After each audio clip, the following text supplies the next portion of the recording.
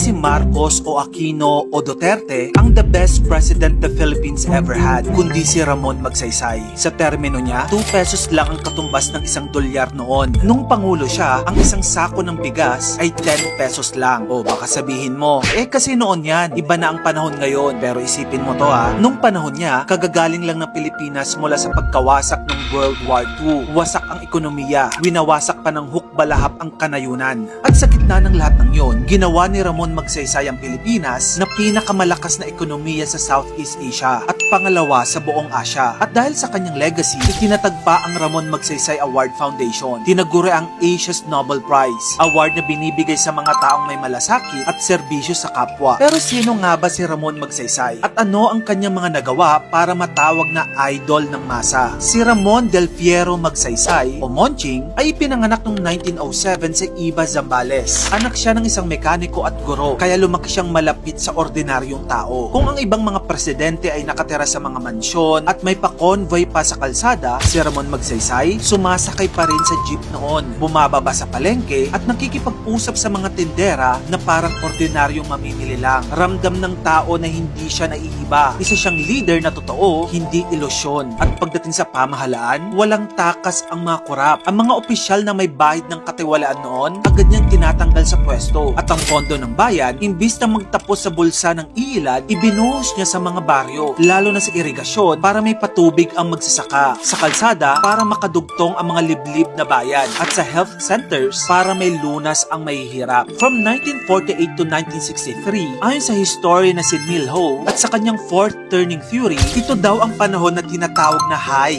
Isang era kung saan malakas ang mga institusyon at mataas ang tiwala ng tao sa gobyerno. Kumbaga nung panahon ni Magsaysay, ito daw ang tunay na golden era. Sa dekadang ito, lumutang si Magsaysay bilang simbolo ng malasakit. Tinawag pa nga siyang the guy at the idol of the masses. Hindi siya kinatatakutan, siya ang nilalapitan. Bilang pangulo, binuksan niya ang Malacanang sa masa. As in literal alam mo bang pwedeng pumasok ang ordinaryong Pinoy sa Malacanang noon para magreklamo? Sa ilalim ng Presidential Complaints and Action Committee o PCAC, tumanggap sila ng halos 59,000 na reklamo sa isang taon. Karamihan ay naresolba. Wow. Hindi siya nakulong sa elitist politics. Ang priority niya noon may hirap. Bago pa maging pangulo si Magsaysay, naging matagumpay siya bilang Defense Secretary. Hindi lang niya nilabanan ang hukbalahap sa armas, pero tinulungan din ang mga rebel returnees na makapagsimula ulit. Sa kanyang term, ipinasa ang Agricultural Tenancy Act of 1954 at Land Reform Act of 1955 para bigyan ng lupa ang mga magsasaka. Sa madaling salita, hindi lang baril ang panlaban niya, kundi lupa, pagkain at pagkakataon. Ngunit naudlot ang lahat ng ito matapos ang isang trahedya. Noong March 17, 1957, sakay siya ng presidential plane na tinatawag na Mount Pinatubo. Papunta sana siya sa Cebu para sa isang speaking engagement. Pero bandang madaling araw, bumagsak ang eroplano sa Mount Manunggal sa Cebu. Halos lahat ng pasahero, cabinet members, journalists at staff namatay sa air crash. At siya mismo, natagpo ang lifeless sa ilalim ng mga debris. Isa lang ang nakaligtas. Ang buong bansa biglang nalugmok sa lungkot. Ang mga tao, nagtipon sa lansangan para magluksa. Walang mga VIP o special lane. Lahat nagmamadali lang makita ang labi ng pangulong minahal nila.